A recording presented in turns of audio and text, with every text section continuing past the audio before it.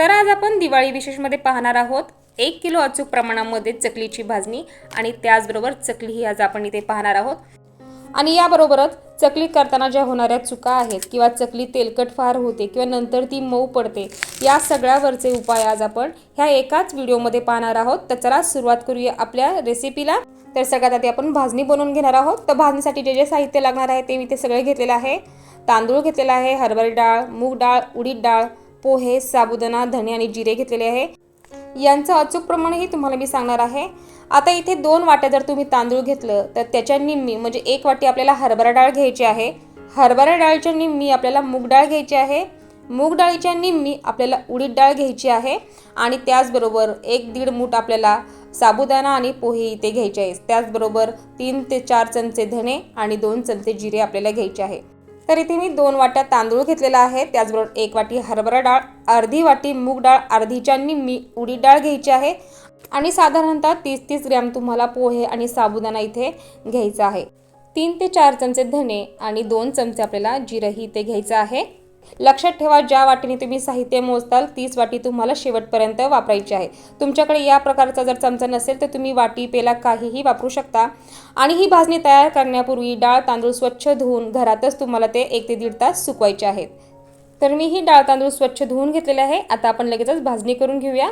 आता सुरुवातीला आपण तांदूळ भाजून घेऊया। तांदूळ भाजतानाही तुम्हाला मीडियम गॅसवरती सतत हलवत राहायचं आहे आणि तांदळाचा रंगही अजिबात आपल्याला बदलून द्यायचा नाहीये, पण अगदी मस्त अशी कुरकुरीत आणि खमंग तुम्हाला इथे तांदूळ भाजून घ्यायचे आहेत। तर 2 वाटे इथे मी तांदूळ मोजून घेतलेला आहे आणि खमंग अगदी 5 ते 6 मिनिटं आपल्याला भाजून घ्यायचं आहे।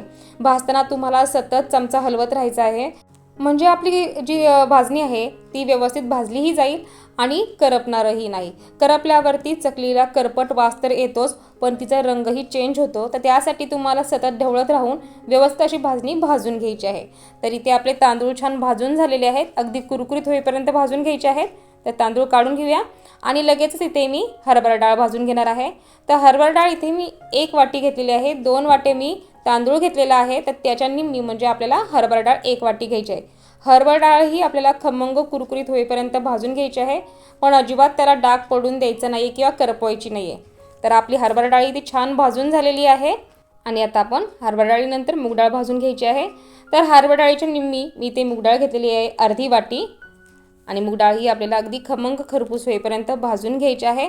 15 ते 20 मिनिटांमध्ये ही भाजणी मस्त अशी भाजून तयार होते। तर घाई न करता पेशन्स ठेवून तुम्हाला ह्या सगळ्या डाळी व्यवस्थित अशा भाजून घ्यायच्या आहे। तर मूग डाळी आपली ते भाजून झालेली आहे। आता यानंतर आपण घेणार आहोत उडीद डाळ। उडीद डाळी याचप्रमाणे आपल्याला खमंग अशी भाजून घ्यायची आहे। लक्षात ठेवा, सगळे जिन्नस थंड झाल्याच्या नंतरच तुम्हाला गिरणीतनं ही दळून आणायची आहे किंवा तुम्ही घरी मिक्सरवरती ही वाटू शकता आणि वाटल्याच्या नंतर तुम्हाला 1-2 वेळा चाळणीने ती चाळून घ्यायची आहे। आता यानंतर आपण पोहे भाजून घेणार आहोत। पोह्यामुळे जी तुमची चकली आहे ती अगदी कुरकुरीत आणि खुसखुशीत होते। तर पोहे आपल्याला कुरकुरीत होईपर्यंत अगदी 2 मिनिटं भाजून घ्यायचे आहे, पोह्याला जास्त वेळ लागत नाही। आता यानंतर भाजून घ्यायचा आहे आपल्याला साबुदाणा। तर इथे मी साबुदाणा अगदी 25 ते 30 ग्रॅम घेतलेला आहे। साबुदाण्यामुळे तुमची चकली जी आहे ती बाइंडिंग अगदी चकलीचं मस्त येतं आणि चकली तेलामध्ये अजिबात विरघळत नाही, अगदी व्यवस्थित अशी चकली होते आणि कुरकुरीतही होते। तर हलकासा साबुदाणा फुलेपर्यंत आपल्याला साबुदाणा भाजून घ्यायचा आहे। तर साबुदाणा असा मस्त फुललेला आहे, छान कुरकुरीत झालेला आहे। तर साबुदाणा काढून घेऊया आणि यामध्ये आपण भाजून घेऊया 3 चमचे धणे। 3 ते 4 चमचे तुम्ही धणे घेऊ शकता, कारण धनेजिऱ्याच्या वासामुळेच आपली चकली जी आहे ती अगदी खमंग होते। आणि ते धणे आपल्याला व्यवस्थित अगदी मस्त सुगंध सुटेपर्यंत परतून घ्यायचे आहेत, छान असे भाजून घ्यायचे आहेत। तर आपले धणे भाजून झालेले आहेत आणि आता आपण जिरं भाजून घेणार आहोत। तर कढई गरम आहे, जिरं भाजायला जास्त वेळ लागत नाही। तर गॅस मी बंद केलेला आहे आणि कढईमध्येच हलकंसं मी जिरे इथे भाजून घेणार आहे आणि ते जिरे छान आपले भाजून झालेले आहे। तर अशी आपली पूर्ण भाजणी इथे तयार झालेली आहे। भाजणी पूर्ण थंड झाल्याच्या नंतरच तुम्हाला दळून आणायची आहे, लक्षात ठेवा, किंवा तुम्ही घरीही ती दळू शकता, पण भाजणी मळण्यापूर्वी तुम्हाला ती चाळून घ्यायची आहे। तर इथे आपलं पीठ असं तयार झालेलं आहे, तुम्ही पाहू शकता 1 किलो ही भाजणीचं प्रमाण आहे। आता यामधल्या 2 वाट्या म्हणजे अर्धा किलो भाजणीचीच मी चकली बनवणार आहे। तर यातले 2 वाटे मी भाजणी काढून घेणार आहे आणि ही भाजणी मी आधीच छान अशी चाळून ठेवलेली आहे व्यवस्थित। तर एका मोठ्या भांड्यामध्ये किंवा परातीमध्ये तुम्हाला 2 वाट्या चकलीचं पीठ घ्यायचं आहे, भाजणीचं पीठ घ्यायचं आहे।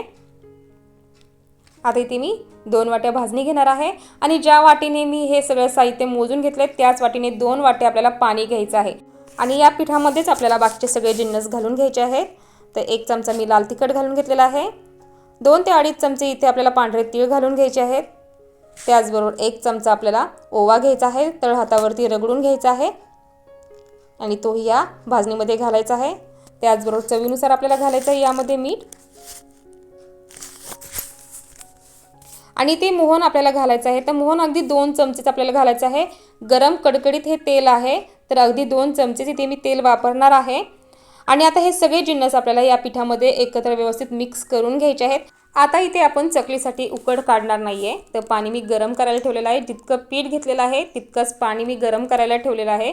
कधी कधी पाण्याचं प्रमाण थोडंसं कमी जास्त होऊ शकतं, कारण आपण डाळ किंवा जे वापरतो त्यानुसार तुमचं पाण्याचं प्रमाण थोडंफार कमी जास्त होऊ शकतं, काही हरकत नाही आहे। तर इथे मी 2 वाट्याला थोडंसं पाणी जास्त गरम करायला ठेवलेलं आहे आणि तेच पाणी या पिठामध्ये मिक्स करून आपल्याला हे पीठ मळून घ्यायचं आहे। तर गरम पाणी घालूनच तुम्हाला हलकं हलकं हे पीठ मळून घ्यायचं आहे।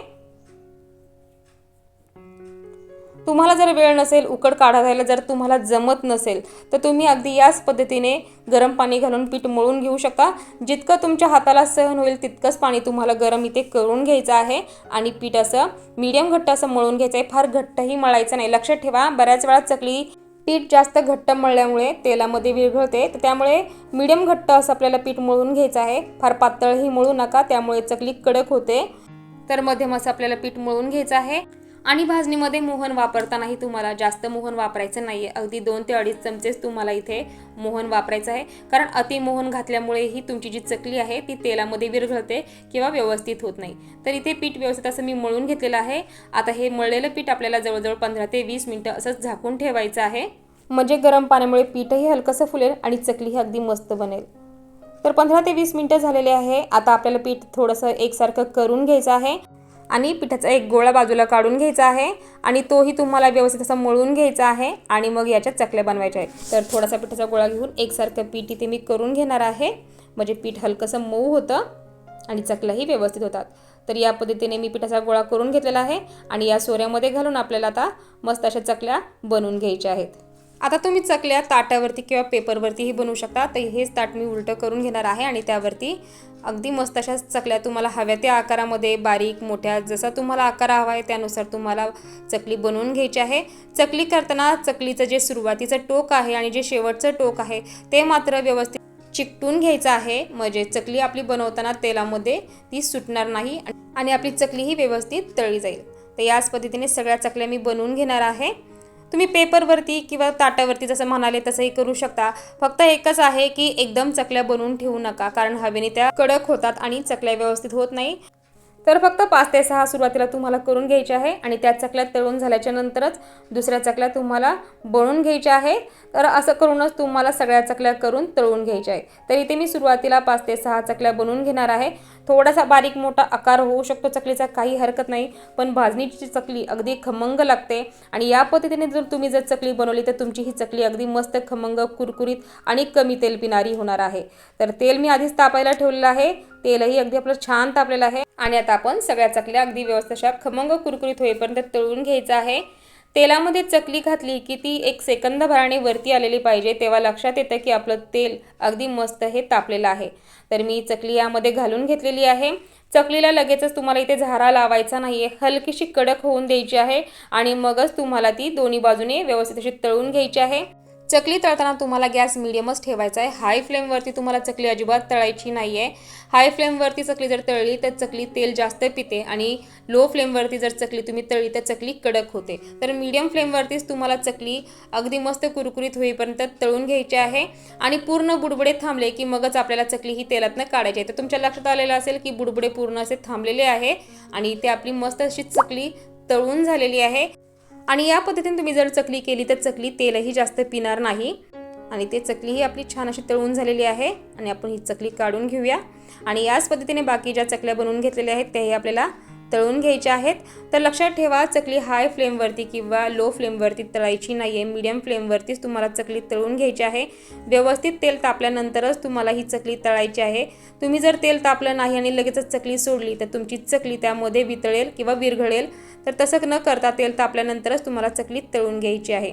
तर इथे आपल्या सगळ्या चकल्या अशा मस्त तळून झालेल्या आहेत आणि इथे आपल्या सगळ्या मस्त अशा भाजणीच्या कुरकुरीत, शेवटपर्यंत मऊ न पडणाऱ्या, कमी तेल पिणाऱ्या अचूक प्रमाणातल्या चकल्या इथे तयार झालेल्या आहेत। आणि पहा किती कुरकुरीत ही चकली झालेली आहे आणि तेलही अजिबात या चकलीला राहिलेलं नाही आहे। तर व्हिडिओ जर आवडला तर नक्की एक लाईक करा, त्याचबरोबर भरपूर शेअर करा आणि आपल्या हेनरीज किचन मराठी चॅनलला सबस्क्राईब करायला विसरू नका। तर चला पुन्हा भेटू अशाच नवीन इंटरेस्टिंग व्हिडिओमध्ये। तोपर्यंत खात राहा, मस्त राहा आणि आनंदी राहा।